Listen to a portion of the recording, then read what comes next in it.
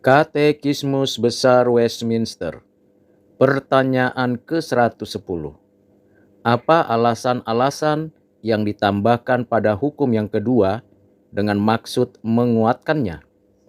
Jawabannya, alasan-alasan yang ditambahkan pada hukum yang kedua dengan maksud menguatkannya tercantum dalam firman Tuhan. Sebab aku, Tuhan Allahmu, adalah Allah yang cemburu, yang membalaskan kesalahan bapa kepada anak-anaknya, kepada keturunan yang ketiga dan keempat dari orang-orang yang membenci aku. Tetapi aku menunjukkan kasih setia kepada beribu-ribu orang, yaitu mereka yang mengasihi aku dan yang berpegang pada perintah-perintahku. Maka selain kedaulatan Allah dan hak milik yang Dia pegang atas diri kita, alasan-alasan itu ialah kecemburuannya berhubung dengan ibadah kepada dirinya dan amarahnya yang melakukan pembalasan terhadap segala cara beribadah yang tidak benar. Karena itu merupakan perzinahan rohani. Pelanggar hukum itu dianggapnya sebagai orang-orang yang membenci Dia, dan Dia mengancamkan hukuman kepada mereka sampai kepada beberapa keturunan. Sebaliknya, Dia menilai mereka yang mematuhinya sebagai orang-orang yang mengasihi Dia dan yang berpegang pada perintah-perintahnya, serta berjanji hendak menunjukkan kasih setia kepada mereka sampai kepada banyak keturunan. Jawaban tersebut dapat dibaca dari Keluaran pasal 20 ayat 5 dan 6, Mazmur 45 ayat 12, Wahyu 15 ayat 3 dan 4, Keluaran 34 ayat 13 dan 14, 1 Korintus 10 ayat 20 dan 22, Yeremia 7 ayat 18 sampai 20, Yehezkiel 16 ayat 26 sampai 27, Ulangan 32 ayat 16 sampai 20, Hosea 2 ayat 1 sampai 3, dan Ulangan 5 ayat 29. Pengajaran yang dapat kita terapkan dari jawaban tersebut ialah: pertama, kita menyadari bahwa ada dua kelompok. Yang pertama, kelompok yang taat kepada Tuhan, yang menyembah Tuhan Allah dengan sikap, tindakan, cara, dan prinsip yang benar, menyembah Allah di dalam roh dan kebenaran, menyembah Bapa, Anaknya yang tunggal Tuhan Yesus Kristus dan Roh Kudus. Sementara kelompok yang lain ialah orang-orang yang membenci Bapa, Anak, dan Roh Kudus, yang menyembah dengan cara dan sikap yang salah, yang melakukan penyembahan kepada ciptaan atau buatan tangannya sendiri, bahkan menyembah ilah, dewa, roh-roh jahat.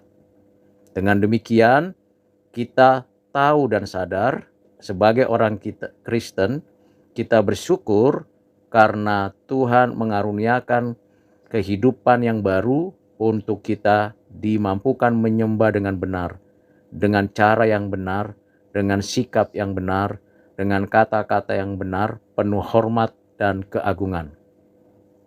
Pengajaran yang kedua ialah kita memiliki satu komitmen untuk benar-benar melakukan ibadah yang berkenan di hati Tuhan, bukan hanya di perkataan dan dalam pikiran, tetapi keseluruhan kehidupan kita adalah ibadah kepada Tuhan.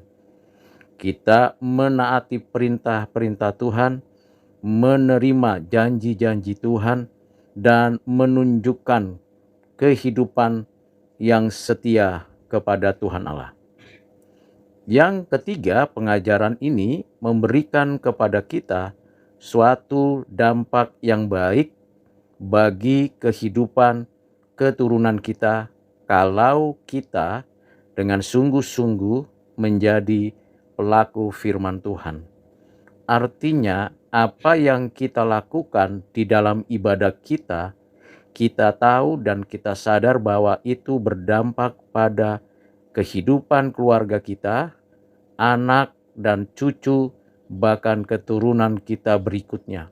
Dan mereka semuanya, keturunan kita itu, akan mendapatkan pertolongan, berkat, kasih setia dari Tuhan Allah. Pengajaran yang keempat dari jawaban tersebut ialah kita tidak boleh bermain-main dengan kesucian, kekudusan, dan kedaulatan Allah. Karena kita miliknya Tuhan Allah. Kita orang percaya sudah ditebus dan dibayar lunas dengan nyawa anaknya yang tunggal yang telah inkarnasi, mati menebus kita yang berdosa. Kita bersyukur untuk segala kebaikan dan kemurahan hati Tuhan. Dan pengajaran yang terakhir ialah kita perlu mengingatkan kembali siapapun untuk memiliki sikap dan tindakan beribadah dengan cara ibadah yang benar, dengan tujuan dan pengertian yang tepat, supaya yang kita lihat, kita saksikan dalam kehidupan kita, mereka-mereka yang kita kasihi tidak hidup di dalam perjinahan rohani, tetapi hidup di dalam kehidupan yang kudus dalam ibadah sehari-hari. Kiranya Tuhan menolong kita untuk sungguh-sungguh beribadah kepada Allah, Bapa, Anaknya, Tuhan Yesus Kristus dan Roh Kudus, sekarang dan sampai selama-lamanya. Amin.